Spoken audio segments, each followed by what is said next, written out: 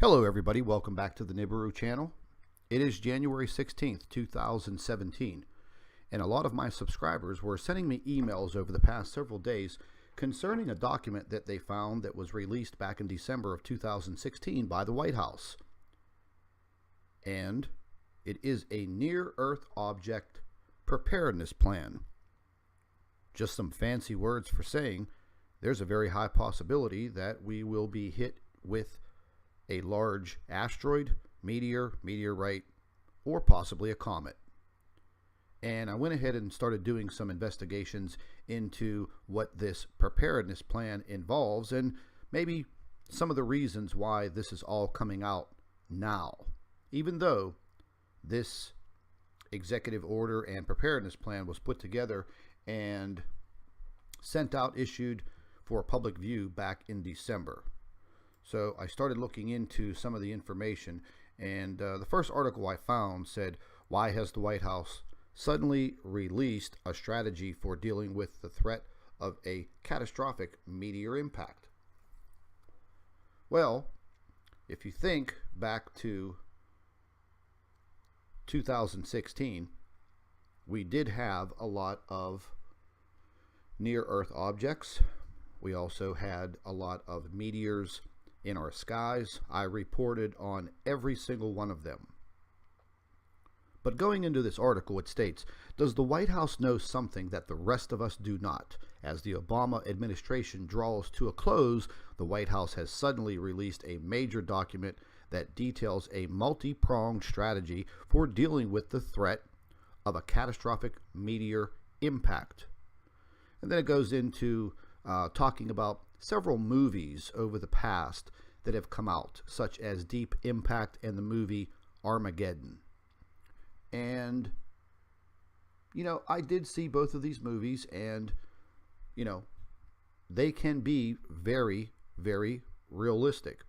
The article goes into further stating, so what has changed? Why all of the sudden focus on this near-Earth object and possibly an impact? Now, it gives you a direct link to the actual paper that was put out, the actual preparedness strategy plan. And as you can see, this is coming directly from the United States government, and this is what they have placed out there. Now, we know earlier in the year 2016, they came out with this new space agency office in Washington, D.C. Well, we really haven't heard anything from them, but we've had so much activity in our solar system, but not a peep from this new agency. Now, this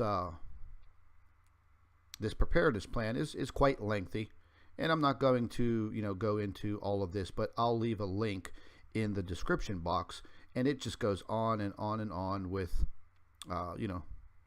this whole executive order and this whole entire plan.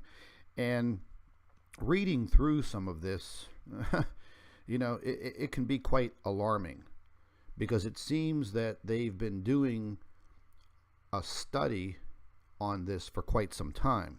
But now, all of a sudden, December 2016, they have all of their data, so therefore they issued this preparedness plan.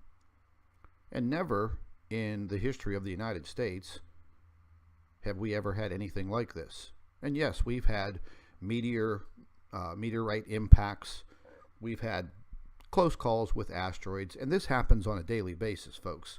And one way you can keep track of it, and I'll leave a link for this, you can go to the Near Earth Object Program from NASA. And this is the way that NASA keeps track of all of these near-Earth objects. Now, it seems over the past, I would say over the past 2 years, we've had a very serious increase in the numbers of these near-Earth objects. I just call them space rocks, because basically that's what they are.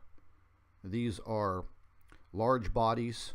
Some of them are made up of iron, rock, some of them are just iron, some of them are just rock, and NASA does try to keep a pretty good tab on these. Now, sometimes they do slip through and We don't get much notification, just like what happened about a week ago.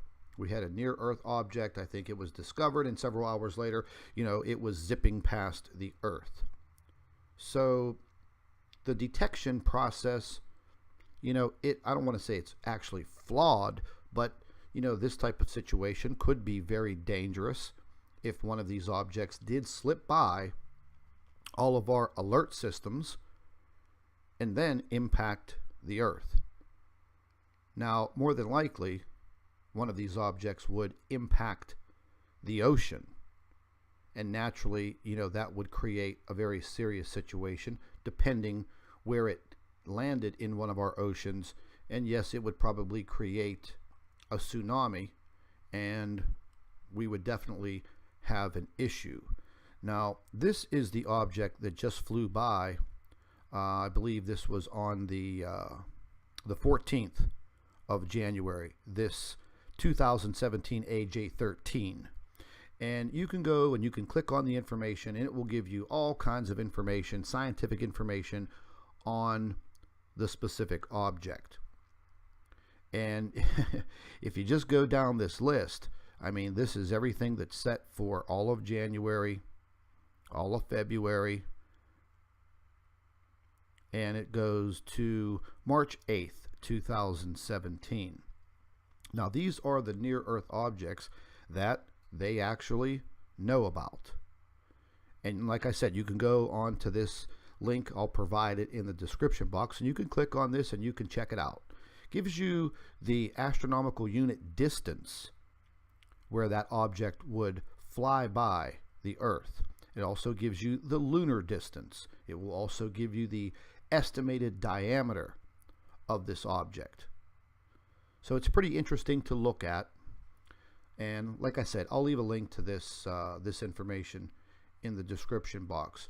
Now, over the past year, this information, this diagram that we're going to look at right now, this was issued in April of 2016 by the JPL, Jet Propulsion Laboratory, California Institute of Technology, Caltech, NASA. And this is where all the brainiacs come from that work for NASA, this Caltech. Now, this diagram is showing you the inner solar system.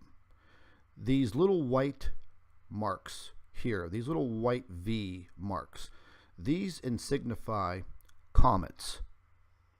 All of the little yellow dots that you see surrounding our inner solar system, these are all asteroids and meteors. So as you can see, our inner solar system all of a sudden seems to become a very, very busy place. Now, we have always been and always will be under the threat of asteroids, meteors, and comets.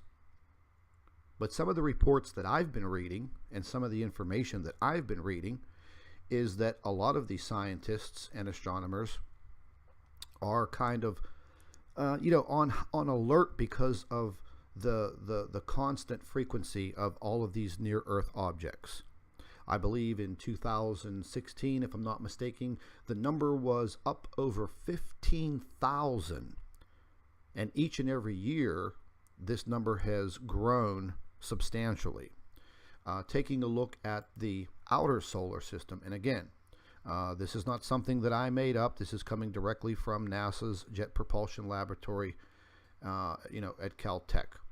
And this is the outer solar system. Now, you can see the outer solar system with the little white V marks. These signify comets. All of the little yellow dots that you're looking at here, those are all asteroids, meteors. So you can see that they are all coming directly into our solar system. And it must be just an absolutely crazy job to try to keep track of all of this. So this is what we're looking at. This is the last diagram that was put out in April of 2016, showing us everything that is going on in and around our solar system. And yes, it's quite alarming because one of these impacts could be devastating. If one of these meteors or asteroids would hit a very heavily populated area, well, listen, these space rocks are equivalent to several hundred atomic bombs. It would definitely do some serious damage. As far as ending all life on this planet, well, that space rock is going to have to be very, very, very big. And the majority of these asteroids and these meteors, they vary in size. So we have to depend on what NASA finds, how fast they find it, and how much data they get on that object. Will we have enough time to prepare? That's a hypothetical question. I can't answer it. It all depends on what they find and if they even warn you.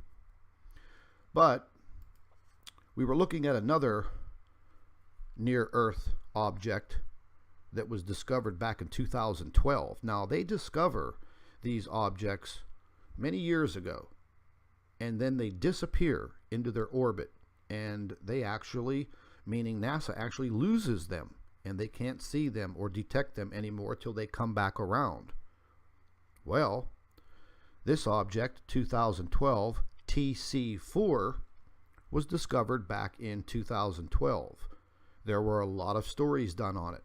They even photographed it. Matter of fact, I have a small video that they videotaped through a telescope this object moving through space, very, very high rate of speed, and they got some photographs of it, and then they lost it. The reason why I'm talking about this object is because it's coming back around in October of 2017, meaning this year, this fall. This object will be passing by between the Earth and the Moon at approximately, the approximations are very, very vague. I mean, they give you all of the information down here, and they're in, nominal distances, minimal, maximum, right here. And it goes all the way back to when they discovered this object, and they actually, I believe, like I said, photographed it back in 2012. But I'm looking here, and I guess it was back in 1963, 1986, 1996. So I guess they have spotted this object a long time ago. However, as technology got better, they're now able to track this object and estimate its arrival time and how close it's going to come to Earth. Now, some of the estimates that I looked at here, I calculated out, and I put them into miles, meaning miles from Earth. This will pass by sometime in mid-October 2017 at only about 38,000 miles from the surface of Earth. That's pretty close. Now, there are some reports and some other things that I've heard that this object may pass even closer. And the issue lies that this object has been out in space for quite some time. They really haven't had a lot of time to image it and track it. And when you look up here, it says the orbit determination parameters. And when you look up here, it says the number of orbits used for their data. 301 times they have received data on this specific asteroid. And it goes over a bunch of information, and then it gives you a condition code, meaning the likelihood of this being a very serious situation. 0 meaning very, very low. 9 meaning, hey, it's time to definitely prepare. Right now, it is at a condition code number 5, which is basically in the middle. They're looking at it, they're watching it, and they know the orbit of this object, and they're going to be paying very close attention to this object as it comes in closer, and they're able to get more data on it. And let me just see here. I know I have this short video that I prepared for this, And I'll go ahead and show it to you. It's pretty neat. Now, this is just the orbit that they had calculated. And this is the actual object. You can see it right there. Very, very small. You know, and it doesn't look like much on this video. And here is the actual object. One photograph taken of it. And once again, here is the video from the telescope. They were able to image it. Once again, you could see it right here. And you think, okay, well, that doesn't really look like much. But some of these objects, hey, if they are like this object, they could possibly be, you know, 100 feet in length, in diameter. Some of them could be smaller. Some of them can be absolutely enormous. But I just wanted to bring this information to your attention. It's something that we will definitely be watching over the next several months. But I think that we have a lot of other objects that we will be paying attention to, because if you just take a look, today is the 16th, and we have an object right here, 2017 AN4. It's a pretty good size object, 60 meters to 130 meters, passing by Earth at 0.0631 astronomical units. And if you want to try to calculate this into how many miles this will be from Earth, it's kind of easy. You can just go ahead in here and highlight this astronomical unit number. Just go ahead on it, copy it, just go straight into Google. Very easy. Paste that information, put one space and type in the letter AU for astronomical unit. Hit enter, and there you go. A conversion will come up, and it will tell you that 0.0631 astronomical units equal 5,865,511 miles. So, you know, that's pretty far away, but they have their standards for calculating these near Earth objects. So again, this is something that we're going to be paying close attention to. It does take a lot of time, because these near Earth objects, one day there are a whole bunch of them, and they're just continuously updated every single minute of the day. So for all of my subscribers that were looking at this information, there you go. I'll include all of the links to this information in the description box, and I hope I answered all of your questions. Stay tuned to the Nibiru channel. Thank you for watching.